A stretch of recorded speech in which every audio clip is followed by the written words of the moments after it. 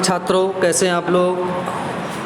आज हम डिस्कस करेंगे दिल्ली सरकार द्वारा दी गई वर्कशीट नंबर 15 डेट 10/8/2021 विषय सामाजिक विज्ञान भूगोल क्लास 10। टॉपिक का नाम होगा संसाधनों का वर्गीकरण। किस तरह से संसाधनों को बांटा गया है हम यह जानने की कोशिश करेंगे इस वर्कशीट के माध्यम से। अगर आप चैनल पर नए हैं तो सबसे पहले आप इसे सब्सक्राइब कर लीजिए ताकि आपको और भी वीडियोस मिल सकें। ठीक है, चलिए शुरू करते हैं। हम यहाँ पे कलर चेंज कर लेते हैं थोड़ा सा। हमारे पर्यावरण में उपलब्ध प्रत्येक वस्तु जो हमारी आवश्यकता को पूरा करने में प्रयुक्त की जाती हैं, यानी कि हमारे आसपास के जो पर्यावरण है और जो हम वहाँ से अपनी आवश्यकता के अनुसार पूरा करते हैं और जिसको बनाने के लिए प्रौद्योगिकी उपलब्ध है, टेक्नोलॉजी जो आर्थिक रूप से संभावी और सांस्कृतिक रूप से माननीय है, संसाधन कहलाता है। यानी हम कहें कि हमारे चारों तरफ का जो वातावरण है, जो पर्यावरण है, जो हमसे वहाँ से वस्तु प्राप्त करते हैं और अपनी आवश्यकताओं को पूरी करते हैं, जिसको बनाने के लिए हमें टेक्नोलॉजी और आर्थिक रूप से संभावी सांस्कृतिक रूप से मानवीय है, संसाधन कहलाते हैं। क्या आप भी अन्य बहुत से लोगों की तरह संसाधनों को प्राकृतिक उपहार समझते हो? ऐसा नहीं है। संसाधन मानवीय क्रियाओं का परिणाम है। मानव स्वयं संसाधनों का एक महत्वपूर्ण हिस्सा है। वे पर्यावरण में पाए जाने वाले पदार्थों को संसाधनों में परिवर्तन करते हैं तथा उन्हें प्रयोग करते हैं। इन संसाधनों का वर्गीकरण निम्न प्रकार से किया जा सकता है। पहला आपका आता है उत्पत्ति के आधार पर, यानी कि जैव और अजैव दो प्रकार के हो गई है। किसके आधार पर? उत्पत्ति के आधार पर।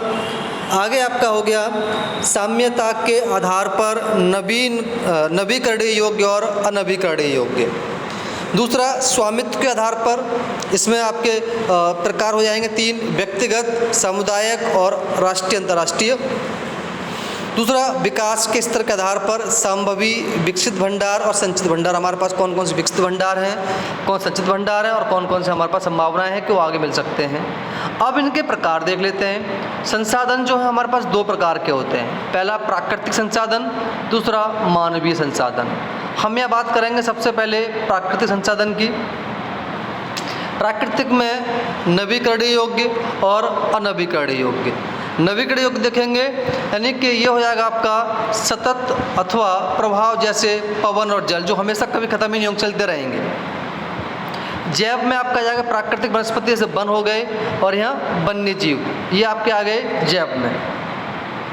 अब यहाँ अनवीकरण बोलेंगे हम यहाँ पे, यानी कि जिसका हम चक्कर दोबारा से, ऐसा कोई धातु जिसके हम दोबारा से उसको रिसाइकल कर सकते हैं, जैसे धातुएं हो गई। अनवीकरण हो गया। और अचक्रीय हो गया आपका कौन सा वाला, जिसको हम एक बार अगर हमने आपको यूज़ कर लिया दोबारा हम उसको यूज़ नहीं कर सकते। जैसे पेट्रोल एक बार हमने यूज़ कर ली तो हम उसको यूज़ नहीं कर सकते। जीवाश्म ईंधन है ना, गैस अगर हमने एक बार यूज़ कर ली तो नहीं कर सकते। लेकिन जैसे धातु है इसको हम दोबारा से भी यूज़ कर सकते हैं, है ना। वहीं पर अब हम ये बात करते हैं मानवीय पर्यावरण की। मानवीय दो प्रकार की है, संरचनाएं एवं संस्थाएं और मात्रा एवं गुणवत्ता।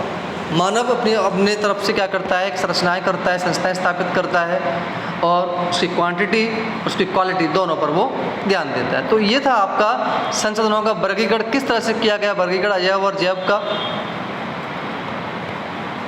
अब यहाँ आपको किन्हीं दो प्राकृतिक संसाधनों नाम रखने हैं। अब यहाँ का जो प्रकृति से हमको मिलता है वो आप यहाँ लिख सकते हैं, जैसे हवा है, कोयला है, जीवाश्म, सभी प्रकृति से मिलते हैं।